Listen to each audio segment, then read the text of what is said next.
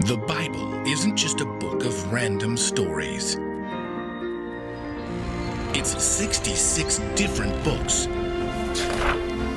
that come together to tell one story.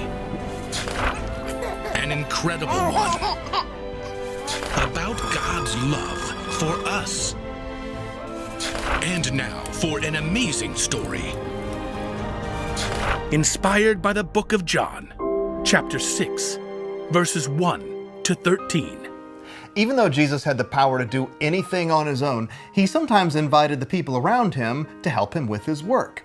One particular hot sunny day by the Sea of Galilee, Jesus chose 3 people to be a part of his plan.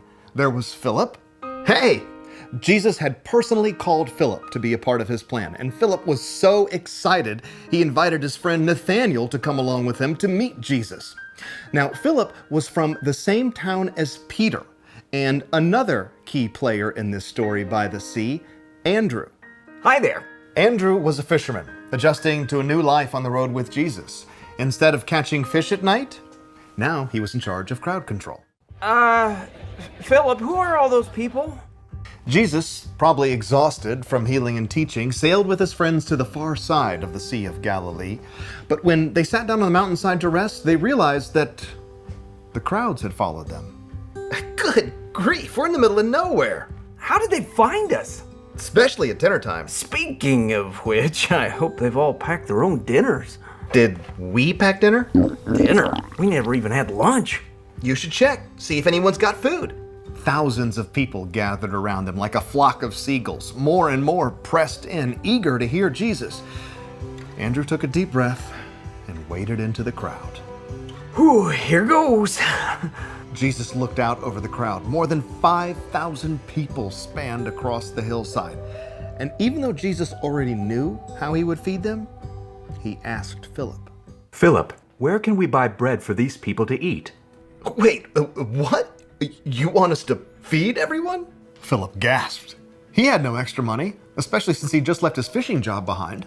Well, even if there was a place to get this much bread and we only bought enough for everyone to have a bite, that would still take more than half a year's pay. Jesus nodded, and all the disciples avoided looking at each other. But just then, though, Andrew spoke up. He had just returned with the third important player in this story by the sea, a young boy we'll call Jude. Hi. Now Jude stood by Andrew's side, right at the very front of the crowd, right in front of Jesus. His heart pounded as he held out his dinner.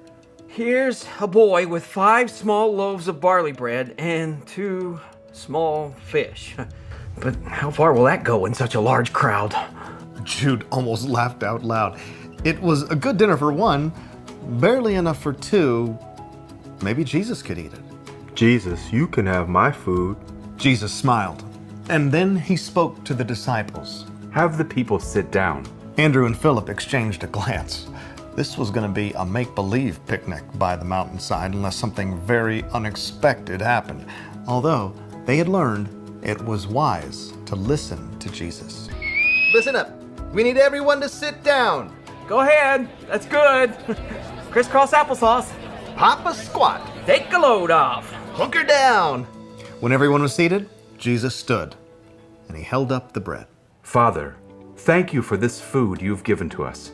Jesus began handing out the bread to those seated closest to him. Jude and the disciples watched in amazement as each person took enough bread and passed it on. And on, and on.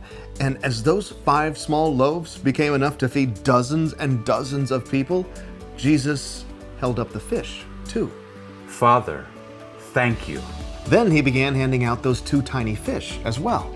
Wait, those people all the way back by that olive tree have bread now. And everyone's getting fish, too. There were only 2 fish to start, but I see at least 9 fish head, 12. Oh, okay, I can't even count. Andrew knelt down beside Jude, who was sitting in the front row. Did you get dinner? I ate 3 fish. The disciples stared in amazement at this impossible giant picnic on the mountainside. Jesus had turned one boy's small dinner into a feast for thousands. When everyone was finished, Jesus spoke to his friends. Gather the leftover pieces. Don't waste anything. The 12 men grabbed baskets and collected all the bits and pieces. What do we have? 12 full baskets of bread and fish. Oh, that's one for each of us. Bon appetit. What does that mean? I had no idea. Philip and Andrew dug into their own late dinner, still amazed that God had used the gift of one small boy to feed thousands.